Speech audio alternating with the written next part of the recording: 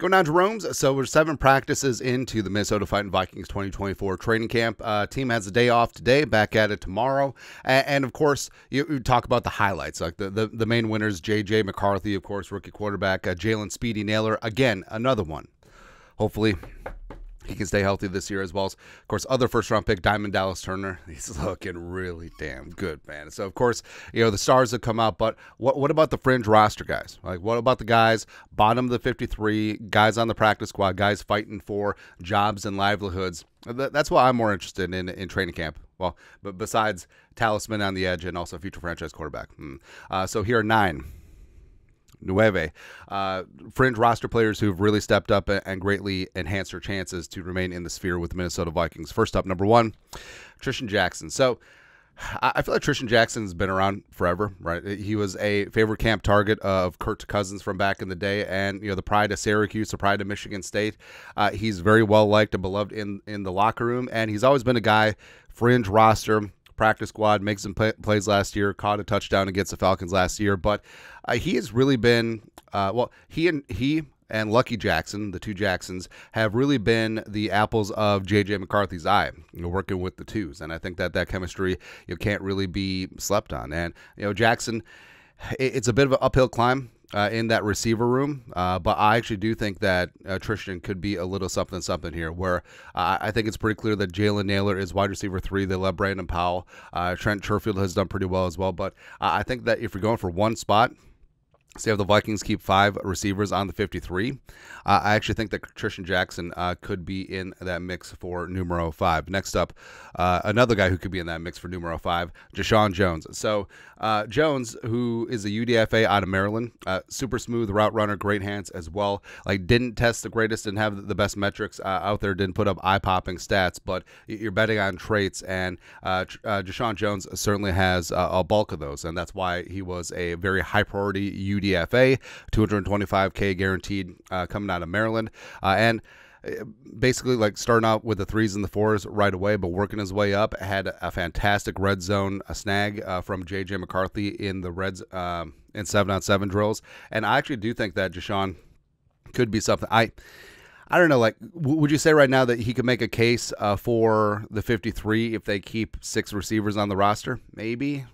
but I think at minimum practice squad, and then growing and showing from there. Next up, number 3, offensive lineman Henry Bird. So I say offensive lineman because he's played a mix of second-team left guard as well as third-team left tackle. So he's been mixing in back and forth. But I think that he's a guy who could definitely make some hay in the preseason games. He's 25 years young, 6'5", 301, 2023 UDFA out of Princeton. Go Tigers, pretty sure. Yeah, and he's bounced around on various practice squads last year, now looking to make his mark. And the Vikings, so offensive line-wise, there is room for depth in terms of practice squad spots, and it is noteworthy that Bird was working with the second team a little bit.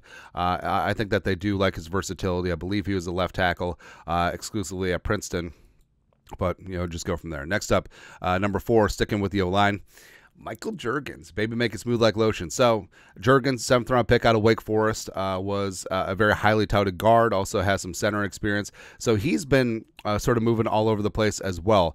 He was bumped up to second-team center during some of the work in practice this week. Obviously has some guard versatility, and he's a guy to watch. And coming on in, like, he wasn't guaranteed a roster spot. I mean, obviously, like 7th-round picks or whatever. Also, he was like the dirty secret. Like, once you get past the 3rd round, like, there isn't any guaranteed money in any of these rookie deals outside of the signing bonus. So that's why even 4th-round picks you see getting waived and trying to get down on the practice squad. But Juergens, I think, is going to make a good case to make the 53. If the Vikings keep 9 or 10 offensive linemen, I think Juergens is going to be in that mix. Next, defensive side of the ball. Ooh, Jaquelin Roy can't. So last year's 5th rounder out of LSU, sort of didn't really get the time of day last season, but now, like, he's been working in pretty damn nicely. Now, that's not an updated depth chart because we need to add Fabian Moreau in here. Also, this does not have Bobby McCain either, which is really on top of things this week. A lot of things going on. But, of course, this isn't official, but Jaquelin Roy has been working in quite a bit. A little bit of 5-tech, 3-tech, nose tackle as well. And he's a guy that they were banking on to be able to get that interior pass rush. Because as we said last year, the Vikings were the #1 blitzing team in the league, but only 15th in pressure rate, because they had to send guys because they were very inefficient at getting after the quarterback's ass. But one of the great equalizers there is if you can have a guy on the interior who can blow up an A or B gap and get that quick interior pressure, and then you don't have to send 5-6 guys every single time. I think Jaquelin Roy certainly could and should be that dude. Also a guy who could be that dude, Levi Drake Rodriguez. Now, he does have a road to climb, but working with the 3s and the 4s, been doing great with one-on-one stuff. I think that he's a guy that could eventually rise the next couple of weeks. Joint practices as well as preseason games obviously going to be huge for him. But LDR, senior sack, he's a guy that I like a lot. I think that it may be a spot where he shines bright enough during preseason games that they can't risk trying to get him onto the practice squad, and then they just have to hang on to him on the 53. I would not be mad at that. Next up, number 6. So Jonah Williams is the other one. Not the offensive lineman from Alabama. We'll talk about the defensive lineman from Weber State. So he's 28, 6'5", 275. He was actually with the Vikings in 2021, but he's been playing some good runs, some good pass defense, inside and outside. You do like that versatility. And he's a guy that did have some crossover with the Rams contingent, O'Connell and company, obviously other side of the ball, but in L.A. But he's a guy where you're looking for studs on the edge who can set the edge, who can just absorb bodies and help stop the run. And Jonah Williams could be one of those guys. Basically, Jonah could be like what they wanted Dean Lowry to be, but he just wasn't. Next up, number 7. What did I do? Gabriel Murphy. Now, obviously, one called Gabriel Murphy a fringe 53 man because I think that he was destined to be making the 53. But Gabriel Murphy's been ripping things up, man, and he's been the 4th, 5th edge rusher in general. We talked about today how he got some work with the first team NASCAR package when the Vikings did have. Oh, this also has Abe Beauplan on the list. But yeah, Gabriel Murphy getting after things. I think that if the Vikings keep 5 edge rushers, I think that you would keep him over Andre Carter II. And also the other 2 UDFAs, Richter and Porter, have also had some nice moments as well. But Gabriel Murphy, I think Gabriel Murphy is going to be a little something, and I think that he could contribute early in some sub packages. Next up, number 8, nickelback / safety Theo Jackson. Ooh, he is for real. So, I mean, Theo constantly gets the praise and plaudits from the coaches.